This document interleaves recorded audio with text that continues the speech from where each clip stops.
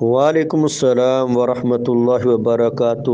جی، یہ معمول کے مطابق جو اذکار ہوتے ہیں، اذکار کے اندر اگر قرآن کی کوئی آیت یا سورہ وغیرہ آ جاتی ہے تو بطور اذکار کے ان کو پڑھا جا سکتا ہے۔ جس طرح صبح و شام کے اذکار ہیں، اب صبح و شام کے اذکار کے اندر سورہ حشر وغیرہ کی آیات بھی لوگ پڑھتے ہیں، یا صبح و شام کے اذکار کے اندر آیت الکرسی بھی پڑھتے ہیں، وہ بھی قرآن ہے۔ تو لہذا اذکار کے اندر عورت کے لیے نماز پڑھنا حرام ہوتا ہے، روزہ رکھنا حرام ہوتا ہے ان دونوں کے اندر، باقی وہ ذکر و اذکار کر سکتی ہے، نبی علیہ الصلوۃ والسلام پر بکثرت درود بھیج سکتی ہے، اللہ کی تسبیح تحمید بیان کر سکتی ہے۔